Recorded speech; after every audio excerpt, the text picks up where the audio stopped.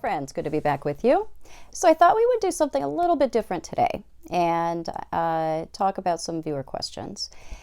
I have a whole lot of lists of viewer questions piling up, so I thought I would pull some of those out and respond to those. If you are interested in more live streams, check out my Patreon, because we meet every Saturday, or most every Saturday, either at 12 p.m. or 6 p.m. Pacific time for live group chats. So if you want more access to me, check me out over on Patreon. So a very frequently asked question that I receive is, why are inconjunctions associated with sickness? Inconjunctions are interesting. They are a major aspect that often shows up more as an underlying chronic problem. So it is a major conflict in our life, a discrepancy in our personality, where we are operating on the one hand out of one set of motives and on the other hand out of a completely unrelated set of motives. So it's very much like trying to build a sand castle and the wave just keeps coming in. It's really the wave of our own behavior that keeps coming in, erasing our hard work.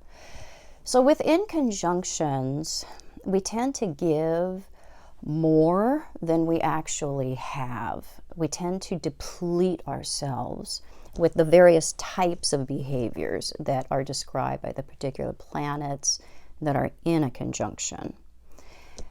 So we dig deep to try to solve the problem through giving, through sacrificing, through trying again. And it's at the expense of our own health. It's at the expense of our own boundaries.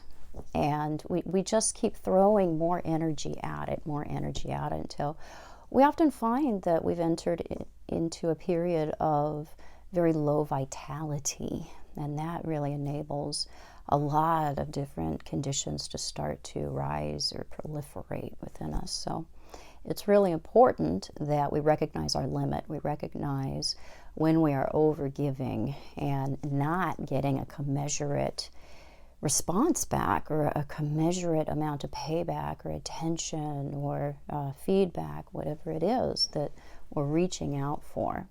So we often need to cut our losses within conjunctions. We don't see that until we've gone so far over the limit that it starts to have implications with our health and our vitality, and we can have burnout. And so we really need to look at what is not just good for the people around us, but what is also good for us. We've got to figure ourselves into the equation. And within conjunctions, we're really learning to care for ourselves. We're learning that we have an equal right to be happy.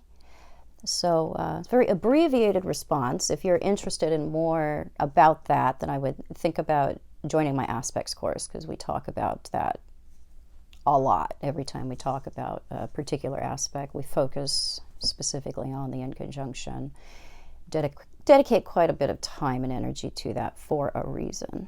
Another question I often get asked in various forms is, are you Scorpio, or are you a Scorpio ascendant, or your eyes are so piercing, you must have Scorpio in you. And I actually don't. I don't have any planets in the 8th house, no major planets. I don't have planets in Scorpio. I do have the 8th house ruler in the 1st house, so it does bring the nature of the 8th house to bear on the persona. So it is something that that you see up front with the 8th house in the 1st. But that's all I got when it comes to that kind of stuff. So yeah, kind of a surprise, I think, for probably most of my audience. So I had a question come in on my moon hard aspect to moon video, which is actually not an unusual question to come in on that video. And it was something to the effect of, are we not going to be able to have a happy relationship?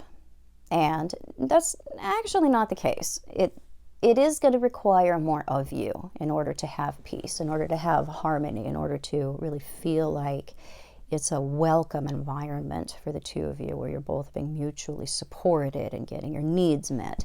You're going to have to assert more energy in order to make that happen. It's not easy to feel like we don't have common past experiences. we don't have familiar sources of reference with those difficult aspects, but we can learn to meet the other person's needs in a way that makes sense to them. It's going to require us to develop some patterns of behavior that are not familiar to us personally. And we will have to have a lot of conversations about what is it that you need? What is it that you require to feel safe, secure, needed, comforted? These are moon things. We're going to have to spell that out for each other. It's not going to be obvious for either one of us. And then we're going to have to practice that. And it's something that we will get better at over the course of time. But both people have to be willing to put in the energy, or it just breeds resentment. We can't have one person going out of their way and the other person just sucking that up and not returning anything. That's going to get old real quick. So if both people really want to be in the relationship and both people feel like investing the kind of energy that it's going to take to really build that nest, that sense of safety and security, it can be done. I see it done. It's not an unusual thing to have people attracted in romantic relationships to each other that have hard aspects between the moon. It definitely makes it more difficult, and you're going to end up in a marriage counselor's office more often than not. But that doesn't mean you can't have something beautiful. You're going to have to develop some of the other person's moon characteristics.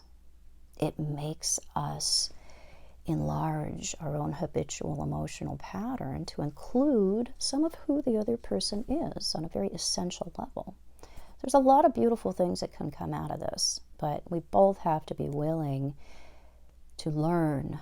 So I hope you guys enjoyed that. Let me know what you think of this platform, and if you'd like more videos of this type. Check out my courses if you're interested in learning more. We have the natal chart course going on right now, and the Mars module starts week after next.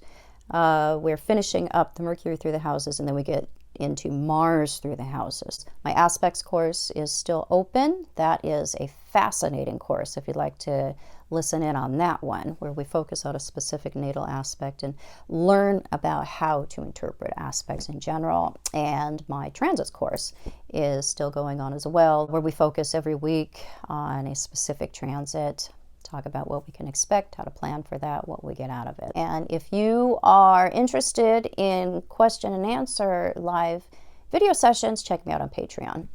Bye-bye.